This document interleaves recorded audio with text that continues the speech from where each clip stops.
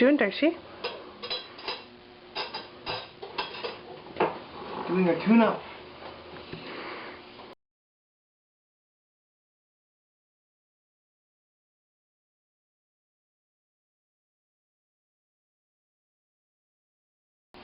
Hey guys, it's Darcy here. How are you today?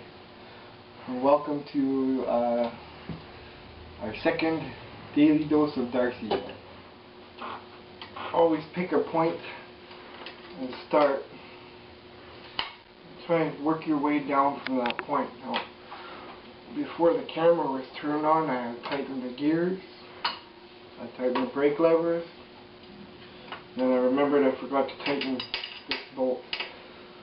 So, like as I said, you basically want to start in one direction and keep working your way down. Now, the key element is, and I'm a talker, and when I do this, I try not to talk too much. Trish is sitting there assisting me, but also watching, and I haven't really said much to her. And the only reason I'm talking right now is to kind of let you guys know what I'm doing.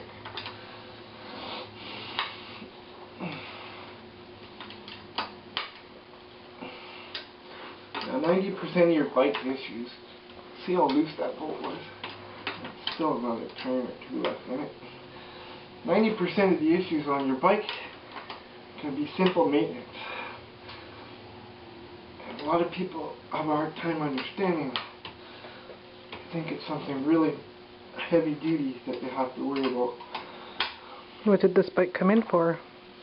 This bike came in for a new rear derailleur. And as a result of changing the derailleur, we had to replace the chain because the original chain wasn't long enough. This bike's been modified, so the original derailleur wasn't on the bike. It actually had a 5-speed derailleur on it. And how many speeds is this bike? This is an 18-speed.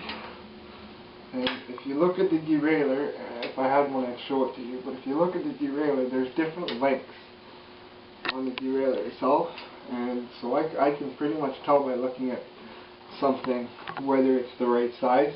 There's still other measures. Okay guys, so as I was saying, when you're doing your tune-up, you want to remember where you left off. Now I said I've tightened my gears, I've tightened my brake levers, I've tightened my headset stem, I've tightened the quill bolt. Okay. I also tightened this.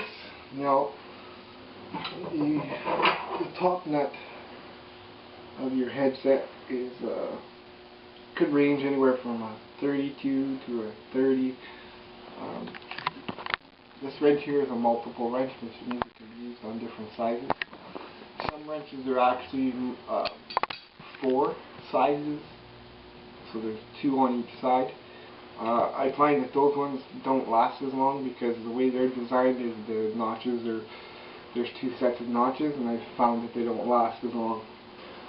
So back on this bike. So we've done all that top part. Now we've got to work our way down. I don't care whether you start from the bottom and work your way up. I find it easier to work my way down. I find it easier to always work from the handlebars down. When you're stripping bikes, same thing. Work from the handlebars down. It's just what I found is easiest.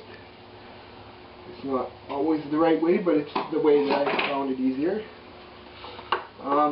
These are handy to have. I don't always use them because they do get annoying, but they're nice because, you know, when you're down here playing with the wheel or the brake, you get the brake handle in the, or the lever handlebar in the head. And the basic tune-up, basically, you just want to go through, tighten all the fastenings, nuts, bolts, anything that's you can tighten, you want to tighten. Okay, and what I find people don't understand about a tune-up is the tune-up is basic. You're just basically tightening everything up. You're going to put a little bit of lube on moving components such as these brakes and stuff. But it's the very light touch. You don't need to douse them with grease. Because actually that doesn't make it better, it makes it worse. It's the same thing with servicing bicycles in the winter, which in our area we do. We do service bicycles in the wintertime.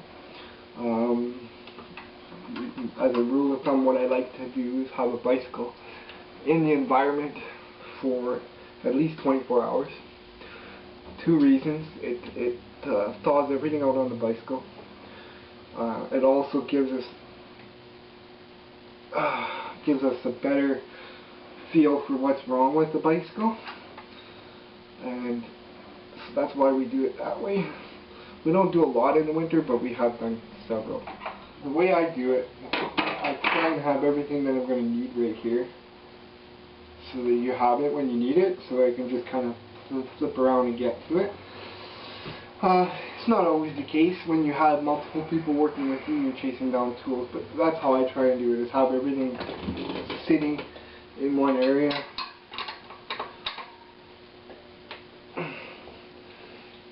See guys, there's not much. It's not loose, but it wasn't tight either. That one was pretty loose. It didn't take me much to turn it at all. Okay. This bike has the safety hooks on it, which is cool, because you don't have to worry about centering the wheel. It automatically centers itself.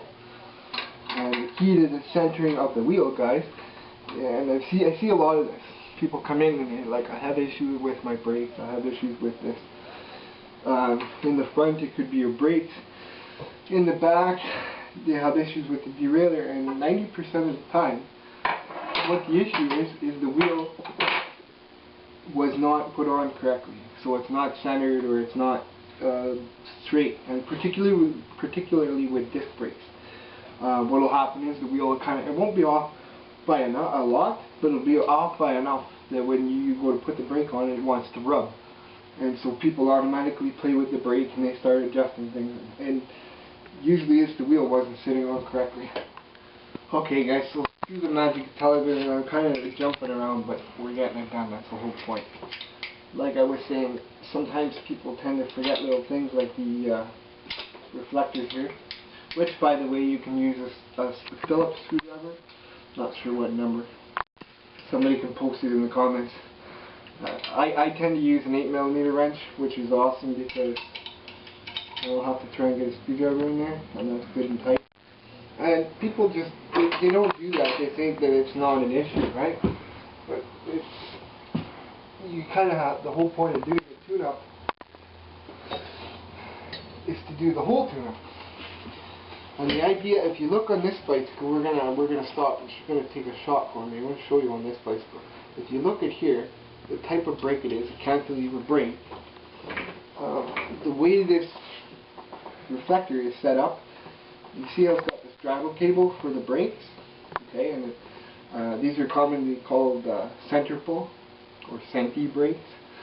Cantilever is the actual name, but you see how there's a guide cable there? And you see how this is the tensioner, right? Show on this side. What? Show on this side. Okay. So we have a guide cable here, if you look at it, right? And we have the cable pinch bolt, I guess, or hook bolt. And you see the way this reflector is. If you see how it's sitting there, what that's designed to do, if that cable were to let go, okay, I can't show you because this is tight. If it were to let go, it would fall on your tire, and your tire would stop. So this here on this particular bike was put there in that way to give you a safety, so that if the cable does let go up here, right, it hooks onto here and doesn't get into your tire, and it can be very, very, very violent. There's been case studies over the years where people have died because of this. So if you're fixing up old bikes, guys, remember that. A lot of bike shops do have this stuff. I know we carry it as it's one of the items, one of our common items. When we're building bikes these days, unless we have all the parts for these bikes, for these brakes, we don't use them. They're a phenomenal brake though. That's the thing. A lot of people don't realize it. They're like, oh, it's not, V-brake is better. You know, what I found is V-brake it's only as good as the person setting them up. I find these are awesome. They stop really nicely. But it's like anything on your bicycle, if it's not set up correctly, it's not going to work, right? But yeah, these old CCMs, for you guys in Canada, these things are tanks, and I'm sure you guys know that. I mean, they can go through a winter. They can go through a winter, and you clean them up, slap some grease and oil on them, and away you go. Hey guys, it's Darcy the bike guy here. I got my buddy Matt here, and we're showing him how to put on his chain on a freestyle bike. So as I was saying, the piece that I want to keep is in this hand. What I do is I use this. I go all the way. There I go. I go all the way around. Okay. There. Let it go again. Okay. So you see what's happened now. If you could look at it, what's happened now is you see all this extra here. See all that excess? So I'm gonna take it. Now this is where you're gonna hold it there for me. Okay, you're gonna, just so that it doesn't roll away on us. Okay, you're gonna take that excess. You kind of let it fall. See how there's excess? So this is on a tooth. You take that excess, you let it fall. We're going to cut it about there. A lot of people have a hard time using the chain tool. The trick with the chain tool is to just be gentle, understand how it works. But you see, what I'm doing is pushing the rivet through, and I want it to be stuck on one of the outer plates. And you don't want to twist it all the way through, guys, because you'll never get it back in. I shouldn't say never, but it's very difficult. For here in the shop, I really try and encourage my guys, if you got to put the tool on it twice, go ahead and do it. And see how that just popped? It's letting go now. So I go like that. There's my excess chain gone. Okay, so now what we've done is we've got our chain in place. Okay, and you want to hold it still there, Matt? Put the tool back on. So guys, there you go. It took a few adjustments, and like I said, it's just comes with practice, which I'm out of. Now, Matt here tightened his wheel, but I'm going to double check it. We always do. It's one of those things we always do. And I got the right size. 15 mil is usually standard for wheels, guys. For newer bikes, older bikes is 18. You know what? That's a good question. I can't remember. It'll come to me. It'll come to me because any bike after 1973 is most likely metric. Any bike before then is standard, and I think it's 5/8 is what the wheel is. I could be wrong, but you know, don't comment me and say, "Oh, you were wrong." These days, I use maybe a 5/8 wrench twice a year, so I couldn't tell you. I used to know right off the top of my head.